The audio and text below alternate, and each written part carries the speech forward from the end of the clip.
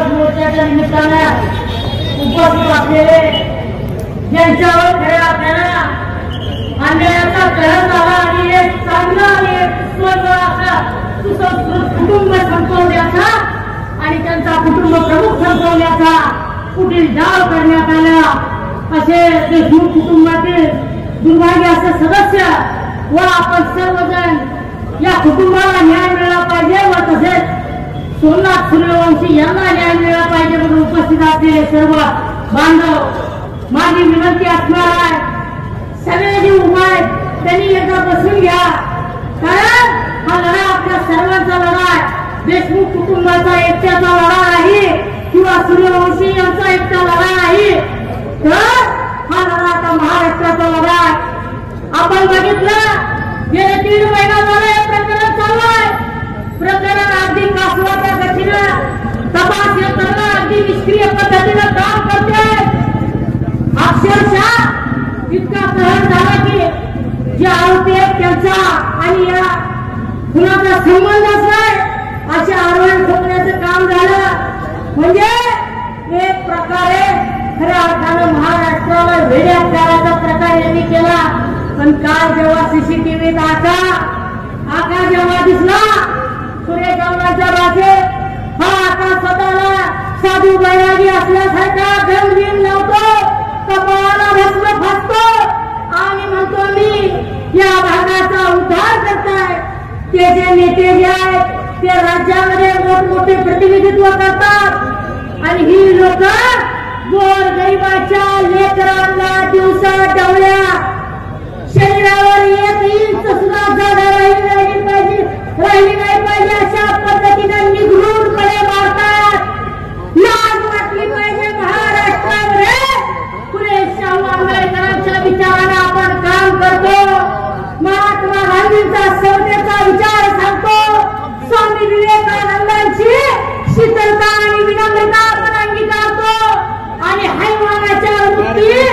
दिवसा ढवळ्या जन्मतात आणि सगळं झाल्यावर एवढी मारहाण केल्यावर हा गडी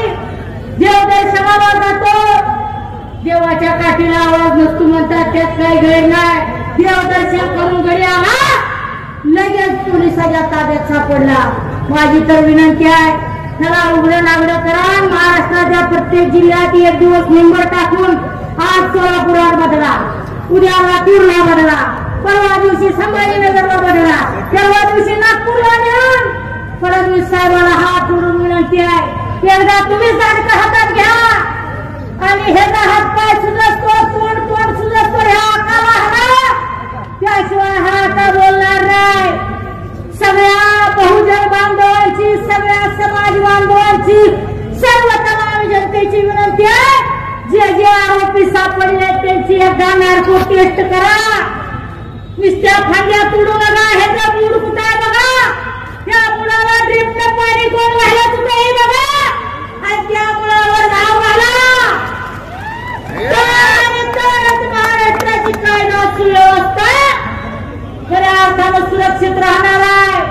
आमच्या आया बहिणी सुरक्षित नाहीत आमचे तरुण सुरक्षित नाहीत सामाजिक कार्यामध्ये काम करणारा एका धनपड्या सरपंचाला जर तुम्ही अशा निगरूनपणे मारत असाल तर सर्वसामान्य जनतेची फिरण्याची आणि काम करण्याची काय बात आहे आज मला सांगा गृह मंत्रालयामध्ये फडणवीस साहेब तुमच्या ताब्यात आहे महाराष्ट्राच्या जनतेनं तुम्हाला देवाजीच्या आशीर्वादानं भरपूर मतदान केलंय लोकांचा उपकार फेडायची ही नामी संधी आहे महाराष्ट्रामध्ये गुंडाराज अजिबात चालू देऊ नका नाहीतर महाराष्ट्रात गुंडाराज चालला असता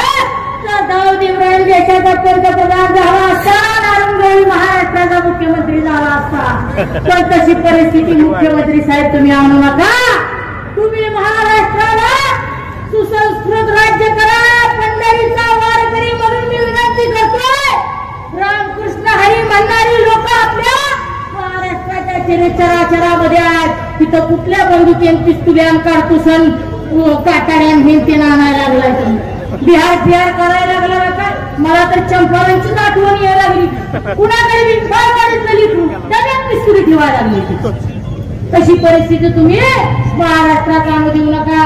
आरोपींना कठोर शासन करा. एक केलेली तुम्ही शिक्षा